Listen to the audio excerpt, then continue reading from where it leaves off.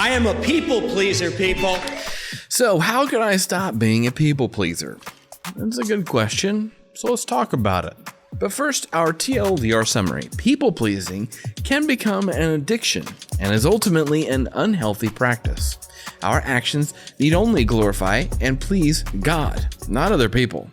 Now, it would make us happy to teach you further. Okay, just go ahead and stick around, watch the video. See what we did there? I see what you did there. Puns. People pleasing is when a person makes choices based on what they believe will make them the most likable. It can be a side effect of codependency or a sign of enabling when one person empowers another person's toxic behaviors or patterns. It's idolatrous when we desire the approval of others over that of God. People pleasers are addicted.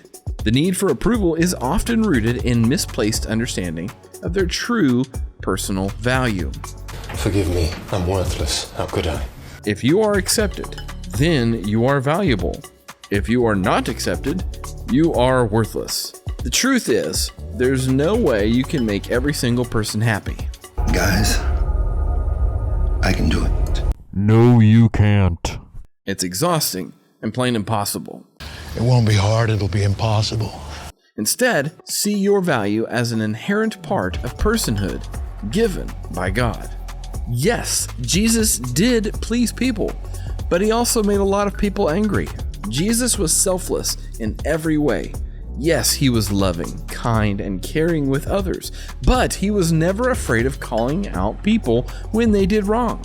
He could fix my life in 5 minutes if he wanted to, but he'd rather burn off my feelers and watch me squirm. Jesus told people what needed to be said, even if it meant death, because his priority was glorifying and pleasing God, not people. When the man was a paragon of virtue. Being like Jesus will sometimes mean people won't like us. They may even hate us. I hate you. It'll pass. This is why it's so important to realize God is our ultimate source of self-worth. You'll say, well, it isn't my job to make people happy. Like with any addiction recovery process, the first step is acknowledging there's a problem. The second step is to humble ourselves and ask God for forgiveness. Do not be anxious about anything, but in everything by prayer and supplication. With thanksgiving, let your requests be made known to God. When people-pleasing becomes an addiction, it becomes a sin by valuing people over God. You're my idol.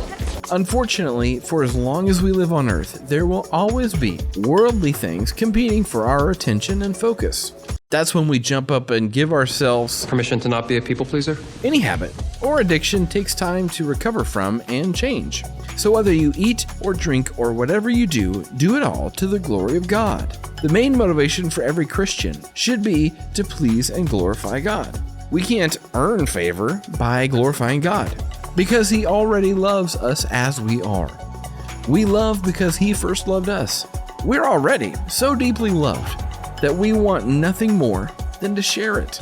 We cannot worship the approval of people and God at the same time. Well, Kenny, if it means that much to you. It does mean that much to us. So, please God, not others. You don't have to seek approval from others. You don't have to be what other people want you to be. God wants you to be who he created you to be. And God didn't make a mistake when he made you. That answers your question. How can I stop being a people pleaser? Give us a thumbs up, subscribe, click the bell, but if you don't, we won't be mad. We promise. Okay, bye.